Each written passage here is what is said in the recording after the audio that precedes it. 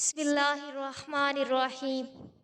میری ایک بزرگ دوست جوانی میں عرب پتی تھے، لیکن ان کی زندگی کا آخری حصہ اسرت میں گزرا۔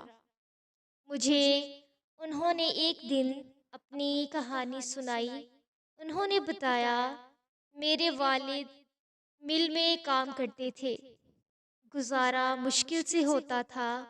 ان کا ایک کزن معذور تھا۔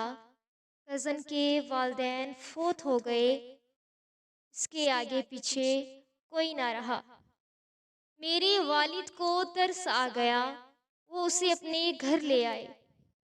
ہم 5 بہن بھائی تھے، گھر میں غربت تھی اور اوپر سے ایک معذور چچا سر پر آ گرا۔ والدہ کو وہ اچھے نہیں لگتے تھے، وہ سارا دن انہیں کوستی رہتی تھیں۔ ہم بھی والدہ کی وجہ سے ان سے نفرت کرتے تھے، لیکن میرے والد کو ان سے محبت تھی۔ وہ انہیں اپنے ہاتھ سے کھانا بھی کھلاتے تھے، ان کا بول براز بھی صاف کرتے تھے اور انہیں کپڑے بھی پہناتے تھے۔ اللہ کا کرنا یہ ہوا کہ ہمارے حالات بدل گئے۔ ہمارے والد نے چھوٹی سی بھٹی لگائی، یہ بھٹی کارخانہ بنی اور وہ کارخانہ کارخانوں میں تبدیل ہو گیا۔ ہم ارب پتی ہو گئے۔ 1980 کی دبئی میں ہمارے والد فوت ہو گئے۔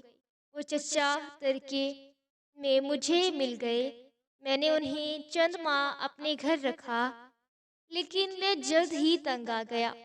میں نے انہیں پاگل خانے میں داخل کرا دیا۔ وہ پاگل خانے میں رہ کر انتقال کر گئے۔ بس ان کے انتقال کی دیر تھی، ہمارا پورا خاندان عرش سے فرش پر آ گیا۔ ہماری فیکٹریاں، ہمارے گھر اور ہماری گاڑیاں، ہر چیز نیلام ہو گئی۔ ہم روٹی کے نوالوں کو ترسنے لگے۔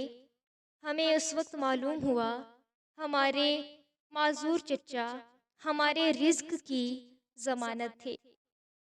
ہم ان کی وجہ سے محلوں میں زندگی گزار رہے تھے۔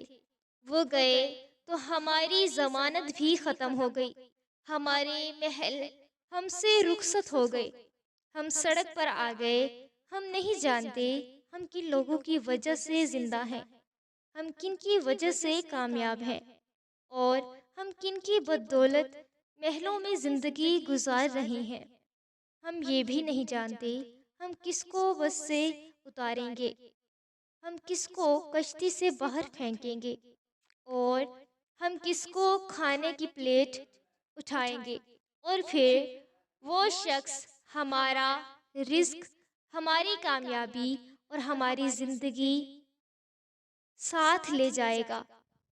ہم ہرگز نہیں جانتے، لہٰذا ہم جب تک اس شخص کو نہیں پہچان لیتے، ہمیں اس وقت تک کسی کو بھی اپنی بس یا کشتی اور گھر سے نکالنے کا رسک نہیں لینا چاہیے۔